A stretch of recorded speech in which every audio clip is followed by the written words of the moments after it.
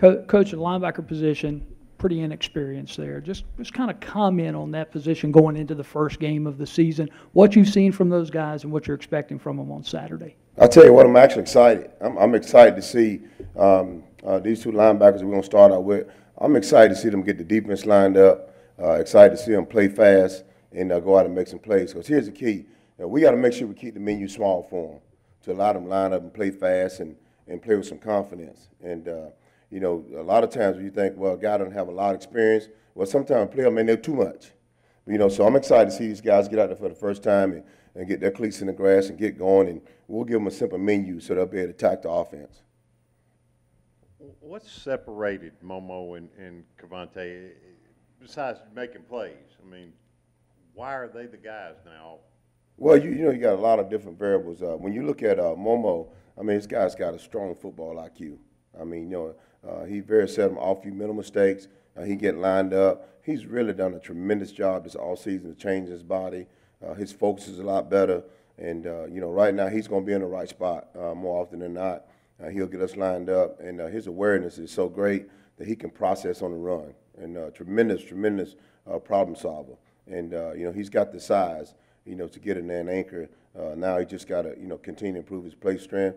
But his knowledge of the game, the way he's matured, has really been surprising. And so we're excited about him. And when you look at a guy like Cavante Ruggs, you know, a true freshman, got excellent length for the position.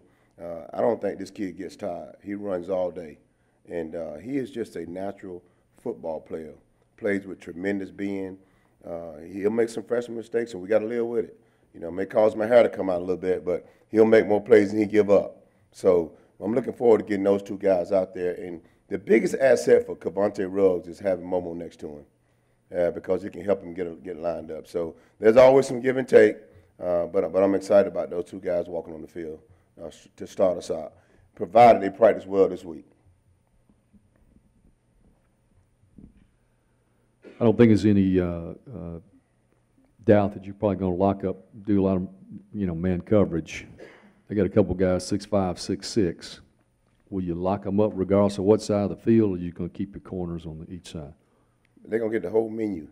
They're going to get locked up. Let them run free a little bit. Then we'll lock them up. But we're not going to go in and be stuck to one coverage. The unique thing about playing the first game is you got to get a handle out the first couple of series. What's their personality, who they want to feature. We know for certain we got to have an answer for Vasher. Most experienced guy, tremendous length, can run. The kid runs better than advertised, and they'll feature him in the throw game. You know, so you will pay attention to him where he's lined up and his splits and what they're trying to do to him. But we're going with multiple coverages, and we'll get the secondary guys some technique changes, you know, so we can take away what they do best, you know, after we get in the game a couple of series. But you're exactly right. We'll play some man. We'll play some vision zone, mix it up because we want to get our hands and eyes on the football. I want to bring it back to linebacker real quick. You just mentioned, and Momo was saying that he feels really confident being able to guide Ruggs. What have you seen on the field that makes you confident that he will be able to do that? Communication. Communication. We've talked all summer that, you know, a great defense is a noisy defense.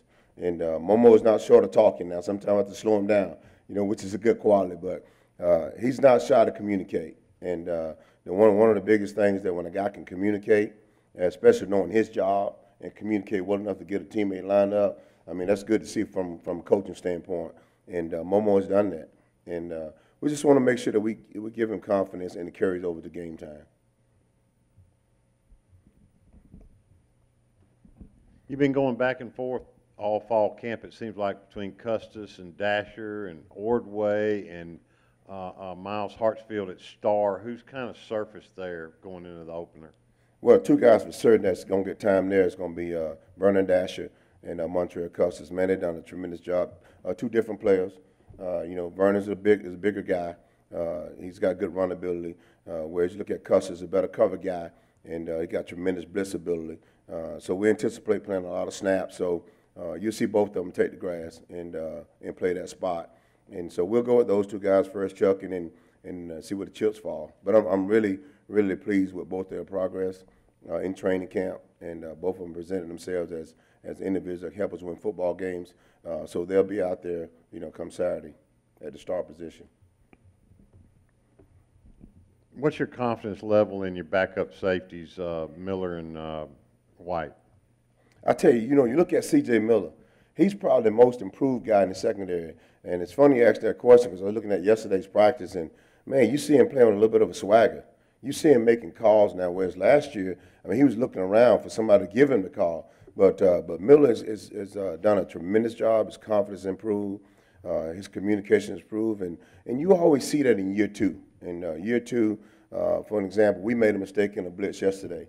And all coaches had to do was say, reload. And the players went, got it.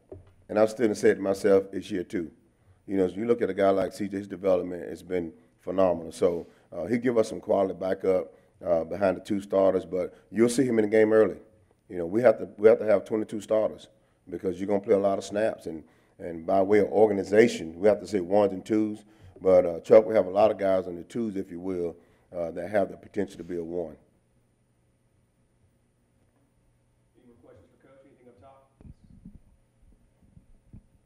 Hey, Coach, when you're not sure who the opponent's quarterback is going to be, do you game plan more for the guy you think it might be, or all equally in your scouting? Great question. We've studied all three. Even went back and looked at the freshman kid's high school video. But all the press clippings suggest that McLean Carter will be the starter. But we don't know how long he's going to stay in the game. Don't know if he's really going to be the starter. He's a lefty, and we know Duffy can run the ball. He's more athletic. So we're preparing for all three. We certainly are. Coach, up top, when you say Texas Tech's offense, what is it, just their air raid, and how do you being able to stop that this week? Well, I'll tell you what, the best thing about the offense we're facing game one, we've seen it all spring, seen it all summer, and all training camp. It's kind of a carbon copy of what Coach Longo runs. And, of course, each coach has their own personality and tweak them a little bit. And the best thing I like about this opponent we're playing, we play against this offense every day.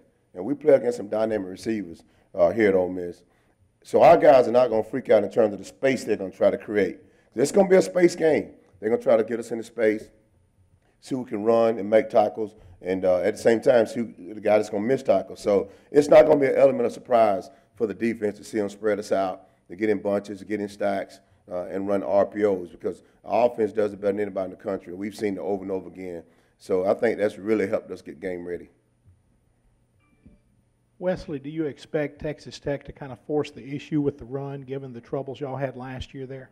Well, you look at all the press clippings, and I think they will come in and try to run the football. I think one of their MOs is going to be to spread the ball, see how we line up, and try to run the ball. But keep in mind, I think their quick screens will also be runs for them.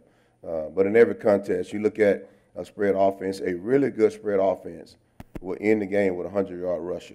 So we certainly got to pay attention to the run. Our report card's not good in that area. And this football team know now that they have to run the football because they're inexperienced at receiver. Have some really good ones. We have to cover them. But I think the more experience is on the interior line and at running back. So we're looking forward to them to come in with a run game. What's allowed Jaquez Jones to kind of elevate during camp?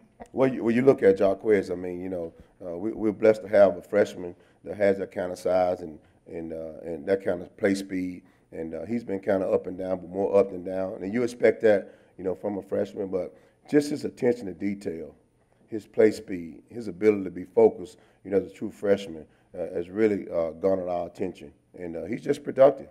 And in this game, you have to pay attention to those guys that's productive. And he's been that.